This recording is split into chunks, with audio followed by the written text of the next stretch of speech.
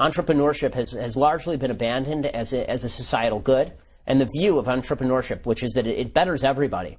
And capitalism is the great altruistic experiment in human history. This is where the right really goes wrong. When they talk about Schumpeter's creative destruction, that's a term that does not resonate with folks, because the truth is that capitalism is not about destruction.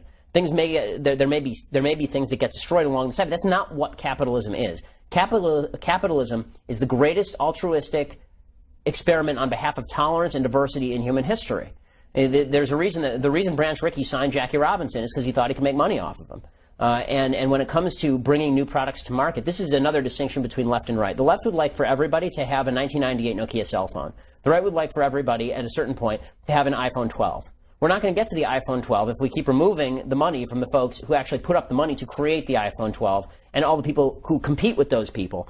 The beautiful thing about capitalism as opposed to socialism, it is inherently altruistic. Capitalism is about the notion that if I don't give you something that you want, I will starve.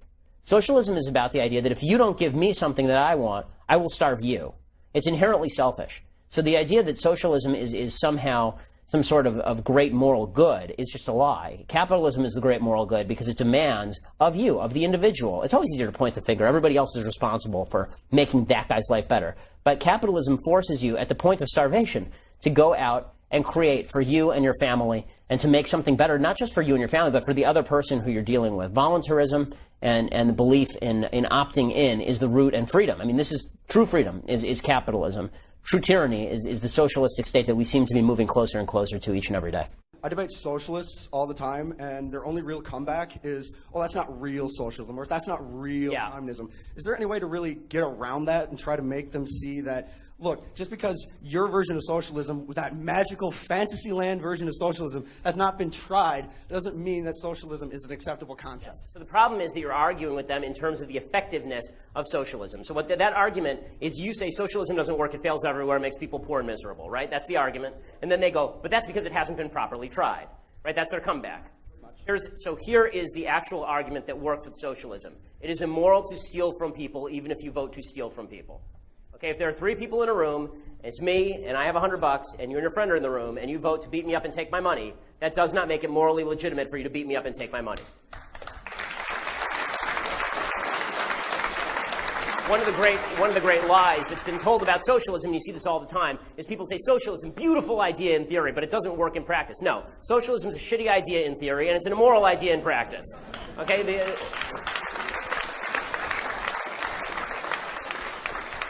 Socialism violates at least 3 of the basic 10 commandments for those who still care. It makes government into God. It suggests that you can steal from people if you vote for it. And it says that it is good to be covetous of your neighbor's ass. Right? For Bill Clinton, it has a different meaning. But opposer of socialism.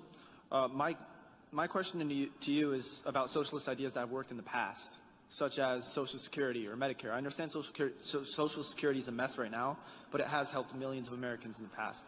So do you think that we should banish socialist ideas in general in the United States, or limit it to banish. something like And the reason I say that is because so what socialism basically does is it takes the resources of a given society and it freezes them there and then it redistributes them. It doesn't account for growth. It doesn't allow for innovation and enlarging the pie. Socialism basically says, however much money is in the economy, it's unfair how it's distributed. Take it, redistribute it. That's the end of it. The problem is, once you do that, you get rid of the incentive to innovate and to build new things and create new services. So, of course, it's true that if there are 5 of us in a room and I have $5 and nobody else has any money and I just give each person $1, then everybody in the room is better off except for me. That's true, but I now have no incentive to go out and make $5 more because you're all just going to take the money. This is true of Social Security also. Social Security has actually created an enormous downside for society now. So in the short term, it's great, right? You take a bunch of money that doesn't belong to you, you give it to a bunch of old people, they're happy. It didn't cost you that much money because it's the baby boom and there are a lot of people who are young and there are not that many people who are old. Then the baby boomers get old and now we're all screwed, right? People who are our age are never going to see our Social Security money. It's gone. We're never seeing it again. Kiss it goodbye. Right, so so one problem is that older people did not have an incentive to save. So the savings rate actually went down after Social Security because you may as well spend your money. Somebody else is going to pay for you when you're old. The second thing that happened is people stopped having kids as much. It actually had a market impact. Jonathan V. Lass at Weekly Standard has a very good book about this. It actually had a market impact on birth rates. Because one of the reasons to have a kid, not to be cynical about this, but it's true, is that historically, when you get old, who takes care of you? Your kids, right? I mean, that was the net cost. The net cost was that you were going to spend an enormous amount of money educating your children, bringing them up, keeping them safe, and then, when you got old, you weren't going to have to worry about it because little Billy was going to take care of you. Now Social Security takes care of you, so do you even have to have kids? And that's what's created this enormous bulge in the old population in the United States and very little on the young side of the population in the United States. And because as a society we tend to abdicate to government what government is willing to take over, it's also created this immoral notion that the government's going to take care of all the old people so we don't have to worry about it as a society. Social fabric doesn't matter anymore. So this is why I'm not in favor of socialism, you know, and Social Security is a good example. I'm not in favor of it because it has, just like every other socialist program, it has a set of discrete beneficiaries, but diffuse victims. And the diffuse victims are much more common than the discrete beneficiaries, and they grow over time.